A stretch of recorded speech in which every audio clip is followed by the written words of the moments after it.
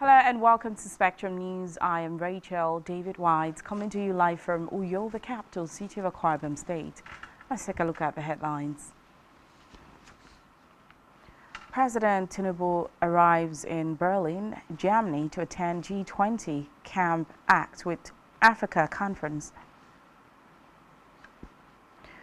Endocrinologist Omorin says excess sugar are not direct cause of diabetes.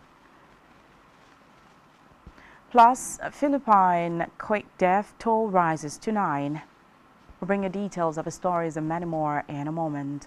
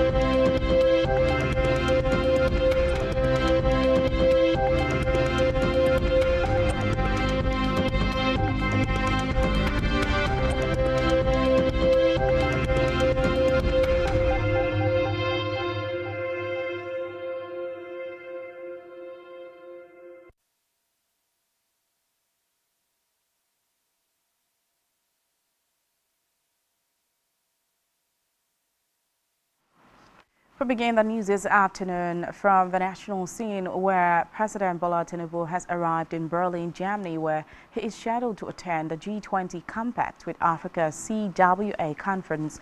The president, who left Nigeria on Saturday, was received on arrival by a delegation made up of a Minister of Foreign Affairs, Ambassador Tuga, the Nigerian head of mission in Berlin, Ambassador Regina Ocheni, and other dignitaries.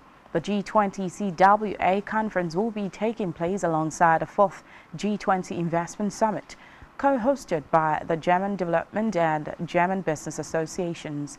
President Tinubu will be joining other heads of state and government of CWA member countries, bilateral partners, as well as heads of international organizations to deliberate on the immediate enhancement of economic and business cooperation with a view of outlining concrete measures to boost investment in official critical areas such as energy, trade, infrastructure, and new technologies, among others.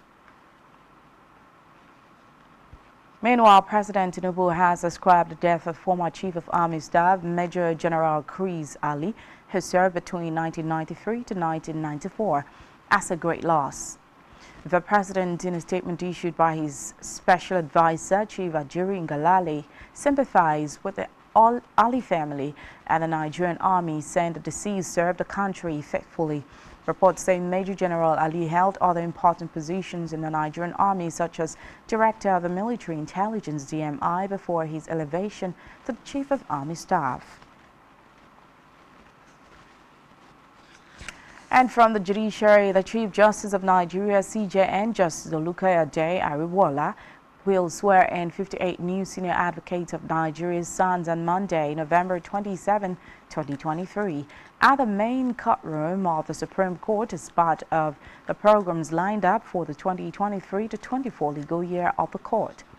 In line with the age-long tradition, the CJN will, during the special court session, deliver a state of the judiciary address that would highlight the performance of the apex court and the Nigerian judiciary in general in the 2022 and 23 legal year.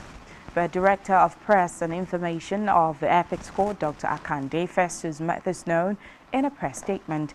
According to him, other leading stakeholders in the justice sector will present speeches bordering on the state of the justice sector of the country at the occasion.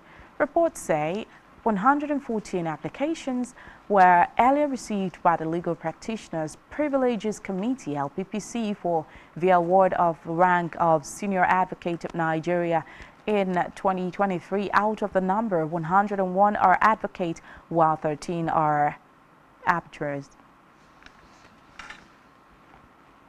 Meanwhile, the Court of Appeal sitting in Abuja has sacked the Plateau State Governor Caleb Mutfwang. In her ruling, the lead justice Elfrida Williams Dawudu ordered the Independent National Electoral Commission (INEC) to issue a certificate of return to the candidates of the All Progressives Congress, Netanwa Goshwe.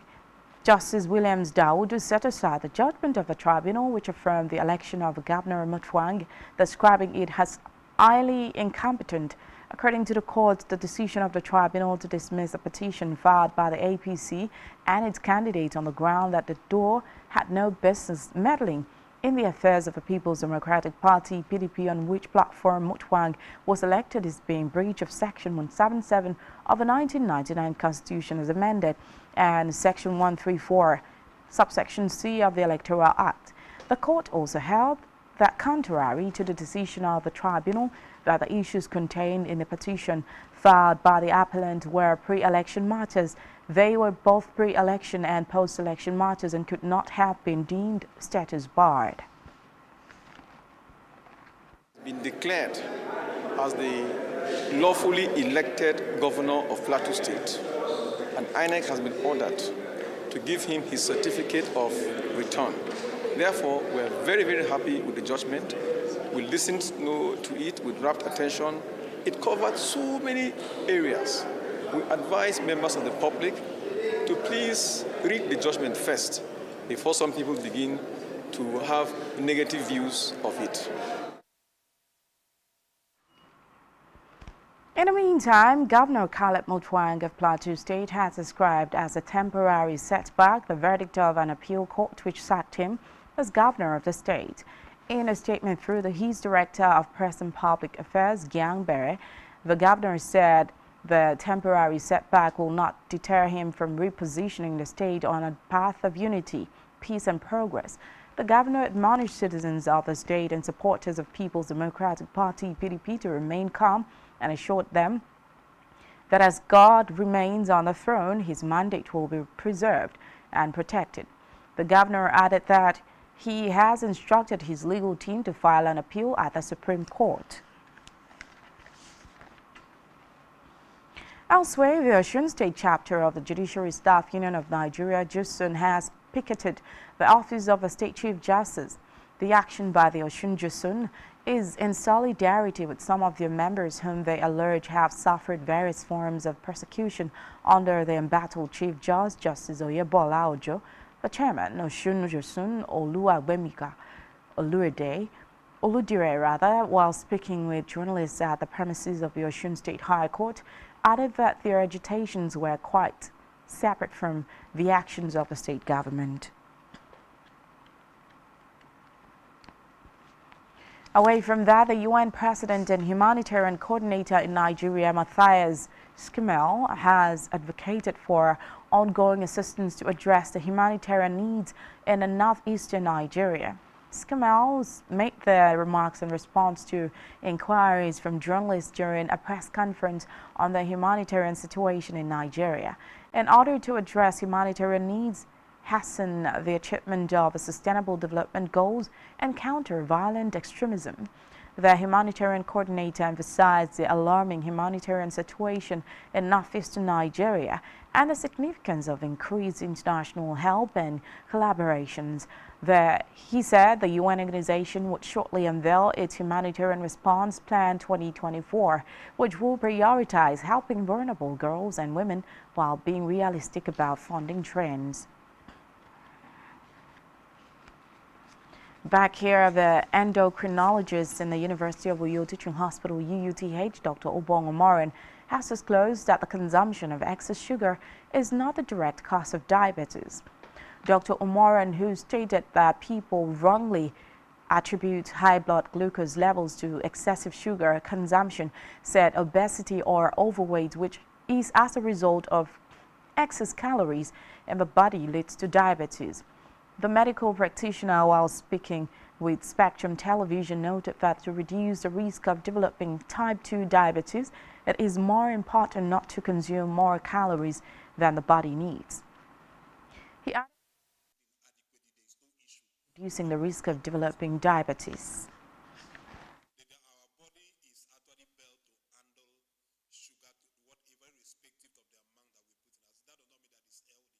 example, now if you carry, like maybe 20 cubes of sugar, put in water, dissolve it, and drink it, what happens as soon as you finish drinking it, within a few minutes, the body produces insulin.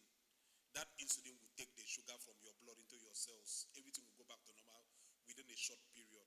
The reason is because your body is producing insulin adequately. There is no issue. But that will not happen for somebody that is diabetic. So it is not true.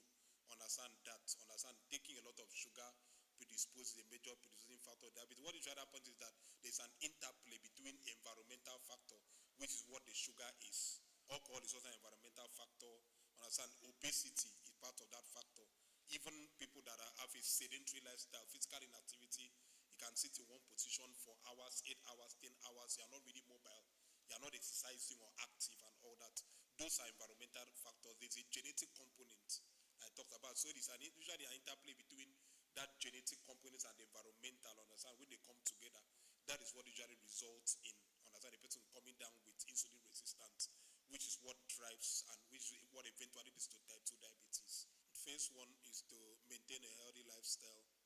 Very important. Maintaining a healthy lifestyle will include, understand, ensuring that fruit and vegetables are parts of your diet, and then go for natural carbohydrates, understand, not the processed ones. Natural carbohydrates, like usually the one that contain a lot of fibers, like whole grains. You can talk about your Quaker oats, your guinea corn, understand, your maize.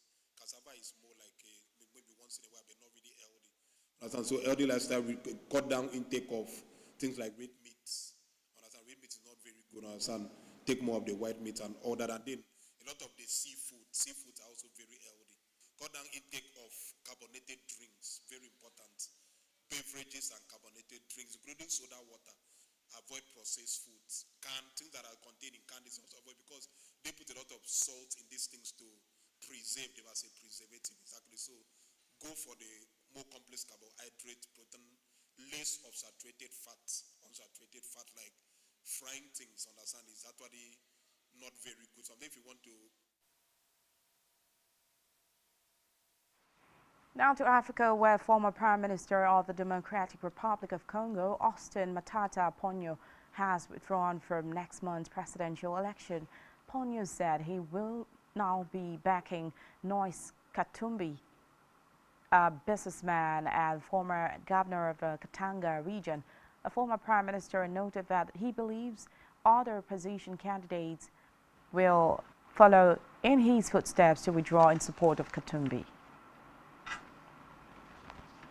Still in Africa, the South African authorities have warned of a heat wave and with higher than average maximum temperatures expected in some parts of the country this week. The Weather Service said heat wave conditions resulting in persistently high temperatures were expected in parts of Eastern Cape, Mpumalanga, Limpopo, Gauteng and KwaZulu-Natal provinces.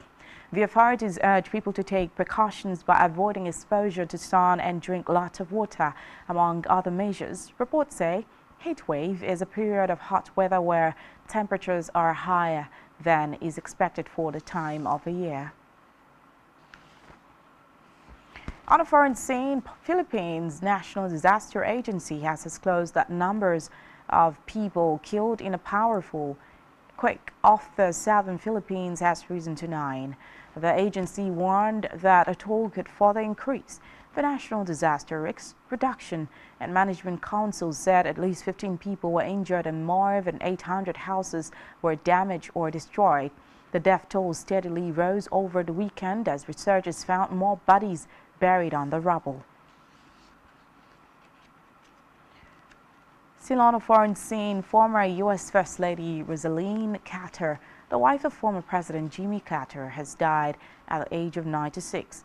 At the couple's home in the southern state of Georgia, Carter was best known for her work post White House as she and her husband championed human rights, democracy, and health issues around the world, all while maintaining a notably humble public image. Reports say Rosalynn had joined her husband at home hospice care on Friday after being diagnosed with dementia in May before her death.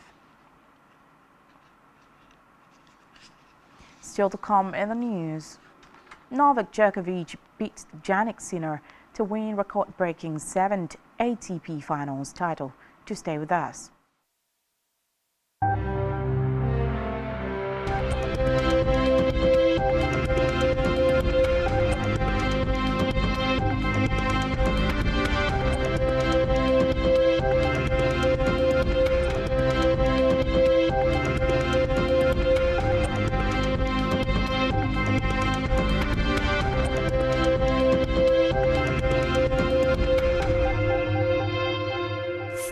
Broadcast and entertainment, sports on the go, and news around the world. Watch Spectrum TV on StarTimes DTH channel 421 and free-to-air frequency 12733. Visit our website SpectrumTVLive.ng. Spectrum TV, broadening your horizon.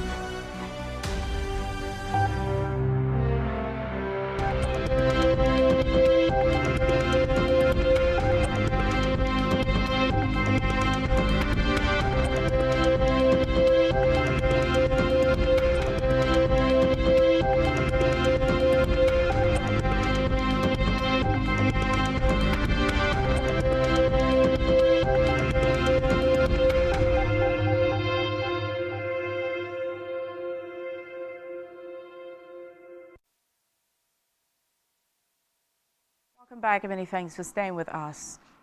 Over now onto our business news. On our business news, the National Bureau of Statistics (NBS) has revealed that inflation rates in Nigeria has increased 24 times in the last 25 months, 2 years. The NBS price index analysis showed that between October 2021 and October 2023, Nigeria's inflation increased 24 times, with a single exception of December 2022, when it slowed to 21.34% from the 21.47% recorded in November 2022. It said during the period in review, inflation increased from 15.99% to 27.33%. Still in business, Nigerian National Advisory Board for Impact Investing, NABII, has said that it is important to boost some financing with pension funds. It said this when it launched its report titled Investing for Impact in Nigeria, a deep dive into agriculture, education and health sectors. In a statement, NABI said allocations of pension funds to impact investing related asset classes has been significantly poor and recommended the inclusion of impact investing criteria in investment guidelines for pension funds, increased asset allocation to impact investing product, an upgrade of Fund 1 and 6 for impact investing markets, and approval of direct investment in listed local companies that are ESG compliant. In health, medical experts have asked Nigerians to disregard rumors going around about the human papillomavirus vaccine, HPV, assuring that the vaccine is safe and remains the most effective way to prevent cervical cancer. The experts said Nigerians should take responsibility for their health and well-being and not allow misinformation from misinformed people to deny them access to the life-saving vaccine. The senior health professionals urge Nigerians to confront the people who are providing misinformation aggressively against the vaccine. Recall that the federal government on October 24th introduced the HPV vaccine into the routine immunization system to prevent cervical cancer among girls aged 9 to 14 years. And still in health, mental health experts have advised parents to teach their adolescent how to cope with challenges to avoid coming down with mental health issues when they are faced with difficult situations.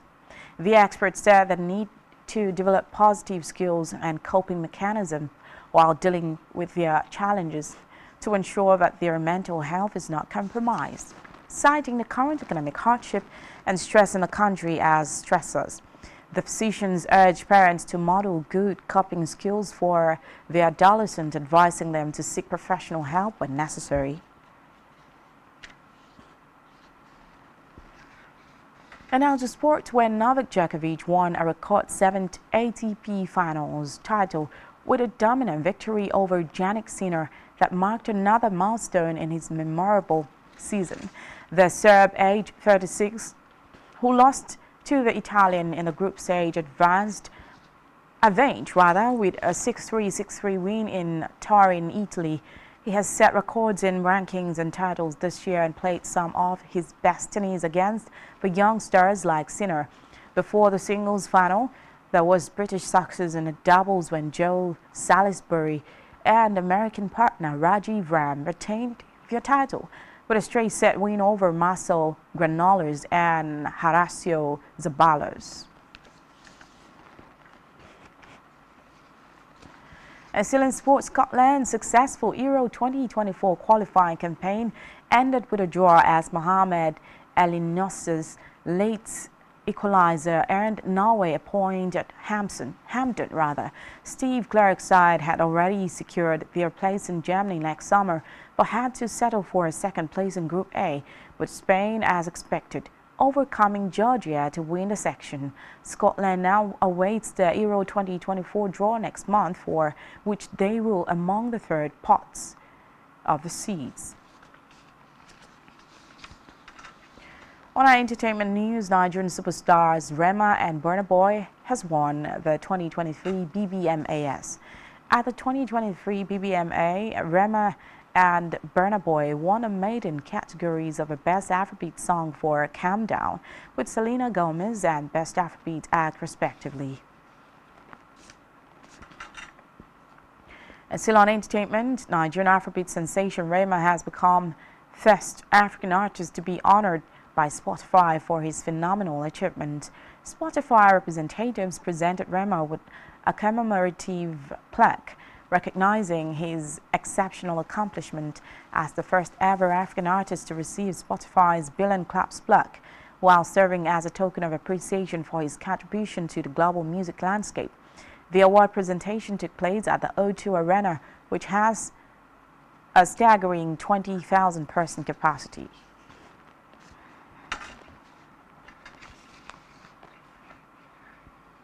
And that's all we have for you at this time. Do ensure to follow us on social media and subscribe to our YouTube channel, all of which you can find on our website, SpectrumTVLive.ng. You have been watching Spectrum News at 12. I am Rachel David White. Good afternoon.